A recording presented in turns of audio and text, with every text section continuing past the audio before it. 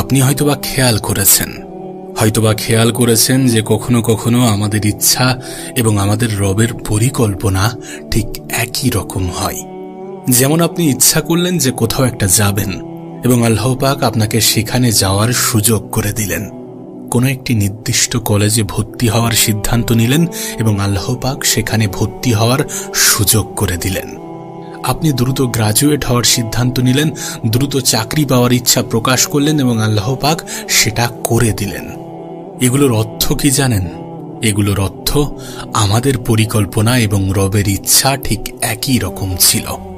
আমাদের প্ল্যান এবং রবের পরিকল্পনা ঠিক একই রকম ছিল। ঠিক একই রকমভাবে কখনো কখনো আমাদের পরিকল্পনা এবং রবের পরিকল্পনা এক হয় না। আপনি হয়তোবা ভাবছিলেন যে আপনি জব করবেন 10 বছর ধরে, কিন্তু আপনাকে সেই কোম্পানি থেকে 3 বছর পরে বাদ দেয়া হলো। আপনি কোনো কলেজ ইউনিভার্সিটিতে ভর্তি হওয়ার আবেদন করলেন, আপনি যোগ্য, অনেক ভালো স্টুডেন্ট, কিন্তু তারপরেও ভর্তি হতে পারলেন না। হয়তোবা আপনি কিছু পেতে চাইছেন, সেটা আপনার খুবই পছন্দের, কিন্তু সেটা আপনি পেলেন না। হয়তোবা আপনি কোথাও যুক্ত ছিলেন, কোনো কাজের সাথে, কোনো কর্মসংস্থানের সাথে আপনি যুক্ত ছিলেন, সেখান থেকে আপনি বঞ্চিত হলেন, সেখান থেকে আপনাকে বার করে দেয়া হলো। কখনো কখনো আমাদের পরিকল্পনা এবং রবের পরিকল্পনা এক হয় না, কিন্তু দেখা যাচ্ছে সেই সমস্ত জায়গাতে আপনার থেকে অনেক কম যোগ্যতা সম্পন্ন মানুষজন চান্স পাচ্ছে, সুযোগ পাচ্ছে। হ্যাঁ, জীবনের অনেক সময় আমার আপনার পরিকল্পনা এবং রবের পরিকল্পনা একই রকম থাকে না। আর এগুলো আমাদেরকে শিক্ষা দেয় যে সবসময় আমাদের ইচ্ছা, আমাদের চাহিদা, আমাদের মনের আকাঙ্ক্ষা অনুযায়ী আমাদের জীবন চলবে না। কিন্তু তারপরেও আমাদেরকে পরিকল্পনা করে যেতে হবে, তারপরেও আমাদেরকে চেষ্টা করে যেতে হবে, কারণ আমাদের হাতে চেষ্টাটাই আছে। হ্যাঁ, দিন শেষে আল্লাহ পাক সিদ্ধান্ত নেবেন যে আমাদের এই পরিকল্পনা বাস্তবায়ন হবে কি হবে না। এটা পবিত্র কোরআনের একটি সুন্দরতম শিক্ষা। যদি একজন মুসলিম, যদি একজন মুমিন ব্যক্তি এটাকে বুঝতে পারে, তাহলে তার জীবনটা পাল্টে যাবে, সম্পূর্ণরূপে পরিবর্তন হয়ে যাবে। মহান রব্বুল আলামিন আমাদেরকে শেখান যে মুসলিমদের অবশ্যই ভবিষ্যতের বিষয়ে আশাবাদী হতে হবে। পবিত্র কোরআনের প্রতি আমাদের ঈমান ভবিষ্যতের প্রতি আমাদেরকে আশাবাদী করে তোলে। আমাদের চিন্তা শক্তি, আমাদের চিন্তা ভাবনা এমন হওয়া উচিত যে আমি পরোয়া করি না আমার গতকালে কি ঘটেছে, আমি পরোয়া করি না আমার গতকাল কেমন ছিল, আমি বিশ্বাস করি না যে আমার গতকাল অনুযায়ী আমার আগামীকাল ডিসাইড হবে। আমি মুসলমানদের এমন গোষ্ঠীর অন্তর্ভুক্ত হব না যারা বসে বসে ভাবে যে উম্মার পরিস্থিতি আরও দিন দিন খারাপ হতে চলেছে, আরও দিন দিন খারাপ হয়ে যাচ্ছে, তাদের জীবনে কোনো উন্নতি নেই, তাদের জীবনে কোনো বরকত নেই, তাদের কোনো সুন্দর ভবিষ্যৎ নেই। আমি বসে বসে কখনোই এমনটা ভাবব না, আর যারা ভাবে তাদের অন্তর্ভুক্তও আমি হব না। আমাদের সামনের অবস্থাটা আরও খারাপ হতে চলেছে, আমরা ভবিষ্যতে আরও খারাপ জীবন দেখতে চলেছি, এমন চিন্তাভাবনা আমি রাখব না। আর যারা এমন চিন্তাভাবনা করে, আমি তাদের গোষ্ঠীর অন্তর্ভুক্ত হব না। অবশ্যই আমাদের পরিকল্পনা করতে হবে, অবশ্যই আমাদের ইচ্ছা প্রকাশ করতে হবে, অবশ্যই আমাদেরকে ভবিষ্যৎ নিয়ে আশাবাদী হতে হবে। অলসতা আমাদের সব থেকে বড় শত্রু। কখনোই এটা আমাদের জন্য উপকারী হতে পারে না, কখনোই এটা আমাদের জন্য খুব ভালো কিছু হতে পারে না। আমাদের তো এই আশাই বুক বাঁধার কথা যে আল্লাহ পাক আমাদের পরিস্থিতিকে উন্নত করবেন, আমাদের নিজেদের জন্য, চারপাশের মানুষের জন্য, মানবতার জন্য। অবশ্যই আমাদের বিশ্বাস থাকা উচিত, আমাদের বিশ্বাস রাখা উচিত যে আমাদের রব আমাদের পথ দেখাবেন, আমার রব আমার পথ দেখাবেন। সবাই চাকরি বাকরি চাই, ভালো অর্থনৈতিক অবস্থা চাই, জীবন সুন্দর চাই, পরিবারের শান্তি চাই, সুন্দরভাবে সুস্থভাবে বাঁচতে চাই, রোগ ব্যাধি থেকে দূরে থাকতে চাই।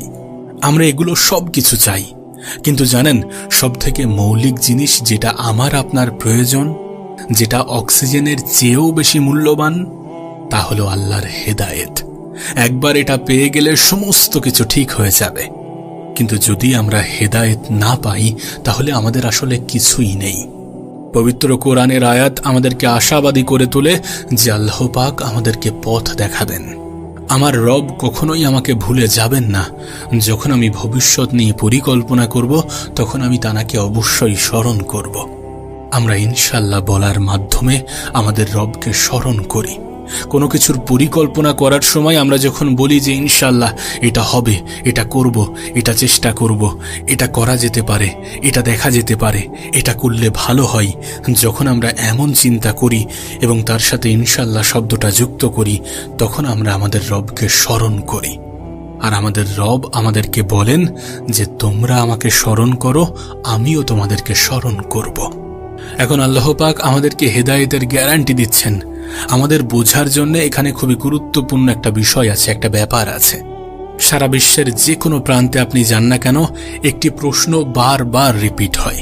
সবার মনে একই ধরনের প্রশ্ন যে ইসলামের এত বেশি দলমত রয়েছে, কোরআনের ব্যাখ্যায় এত বেশি ভিডিও পাওয়া যায়, কেউ এটা বিশ্বাস করে, কেউ ওটা বিশ্বাস করে।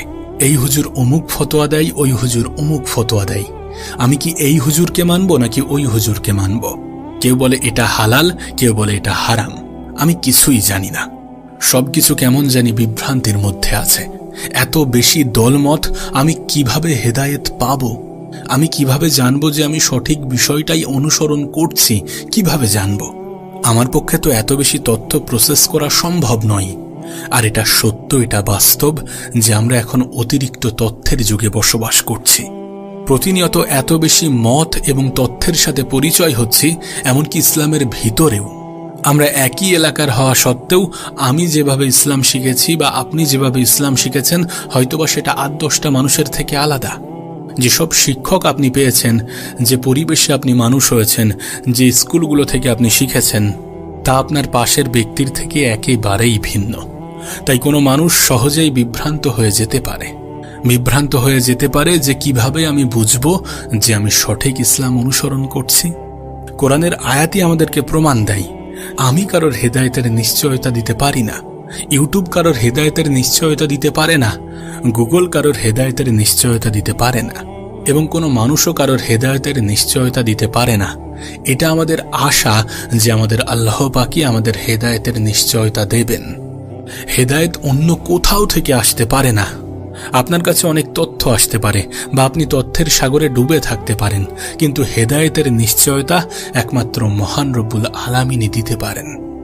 আল্লাহ আপনাকে কতটা হেদায়েত দেবেন সেটা নির্ভর করে আপনি কতটা হেদায়েত চান সেটার উপরে, অন্য কারোর কাছে নয়।